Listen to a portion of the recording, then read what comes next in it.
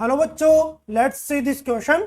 The rate of a reaction can be increased in general by all the factors except. So according to question, rate of reaction को कौन से factors affect करते हैं, किन factors से बेटा rate of reactions increase हो रही है हमें find out करना है. So first one is the by using a catalyst. Catalyst का क्या रोल होता है rate of reaction पे. So हम देखेंगे यहाँ पे रोल ऑफ कैटलिस्ट. इसको एक ग्राफ की फॉर्म में अपन समझने की कोशिश करेंगे कि कैटलिस्ट कैसे बेटा रेट ऑफ रिएक्शन को इंक्रीज करते हैं. सो वाई एक्सिस पे हम पोटेंशियल एनर्जी ले रहे एंड एक्स एक्सिस पे progress of the reaction.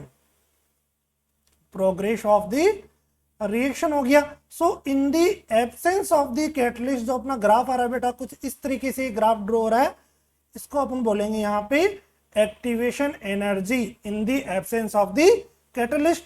And in the presence of the catalyst जो ग्राफ आएगा अपना कुछ इस तरीके से आएगा बेटा. ग्राफ में जो एक्टिवेशन एनर्जी वो डिक्रीज होगी एंड ये अपना फाइनली प्रोडक्ट फॉर्म हो जाएगा. This one is the activation energy E A dash, जिसे हम क्या बोलेंगे in the presence of the catalyst. Catalyst की प्रेजेंस में एक्टिवेशन एनर्जी है. क्लियर होगी बात यहाँ पे. सो बेटा कैटलिस्ट क्या कर रहा है, रेट ऑफ रिएक्शन को इंक्रीज कर रहा है. एक्टिवेशन एनर्जी क्या हो रही है, डिक्रीज हो रही है. जिस रेशियो में बेटा अपनी फॉरवर्ड रिएक्शंस इंक्रीज या डिक्रीज होगी उसी एक्सटेंट में क्या होगा, बैकवर्ड रिएक्शंस भी इंक्रीज डिक्रीज होगी. मींस इक्विलिब्रियम कांस्टेंट क्या होगा कि इक्विलिब्रियम रिमेन्स कांस्टेंट रहेगा. बिकॉज जिस एक्सटेंट में फॉरवर्ड रिएक्शंस क्या हो रही है, डिक्रीज हो रही है, उसी एक्सटेंट में बैकवर्ड रिएक्शंस भी क्या होगी, डिक्रीज होगी. मींस के इक्विलिब्रियम कांस्टेंट रिमेन्स कांस्टेंट. तो by using catalyst rate of reactions क्या होगा, इंक्रीज होगा. This one is the correct statement. Second one देखिए बेटा इंक्रीजिंग द टेम्परेचर. अगर टेम्परेचर से अपन देखेंगे तो उसको अपन हम आरएनएस इक्वेशन के थ्रू देखेंगे. टेम्परेचर का जो इफेक्ट होगा उसे हम आरएनएस इक्वेशन के थ्रू देखेंगे. Option B Arrhenius equation. Arrhenius equation K is equal to A ई की पावर माइनस के ई ए अपॉन आर टी हो गया.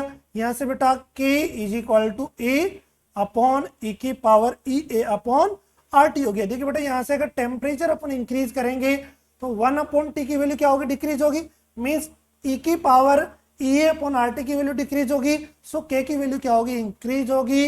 And we know that rate of any reaction directly proportional to rate constant. means temperature increase करने पे rate of the reaction increase होगी. this one is also correct statement. B statement भी correct है. देखिए बेटा से statement increasing the activation energy. अगर activation energy को increase करेंगे बेटा यहाँ से देखिए इसी equation से आरएनएस equation से अगर activation energy को हमने increase किया then e की पावर ई ए अपॉन आर टी क्या होगा, increase होगा. देन रेट कांस्टेंट की वैल्यू डिक्रीज होगी. मींस बेटा रेट भी क्या होगी अपनी यहाँ पे डिक्रीज होगी. मींस एक्टिवेशन एनर्जी को इंक्रीज करने पे रेट ऑफ रिएक्शन क्या हो रहा है, डिक्रीज हो रहा है. और क्वेश्चन में इंक्रीज की बात हो रही है तो अपना ऑप्शन सी क्या हो जाएगा, करेक्ट हो जाएगा. And increasing the concentration of reactant. बेटा अगर कंसंट्रेशन ऑफ रिएक्टेंट इंक्रीज करेंगे तो नंबर ऑफ इफेक्टिव पॉलीजन्स भी इंक्रीज होंगे. मींस रेट ऑफ रिएक्शंस क्या होगी, इंक्रीज होगी. तो इस फैक्टर भी अपना यहाँ पे क्या हो गया, करेक्ट हो गया. क्वेश्चन में पूछा गया है कि rate can be increased in general by all the factors except. यहाँ पे question option number C increasing activation energy. Activation energy को इंक्रीज करने पे रेट क्या हो रहा है, डिक्रीज हो रहा है. So option C is the correct answer. Okay, best of luck.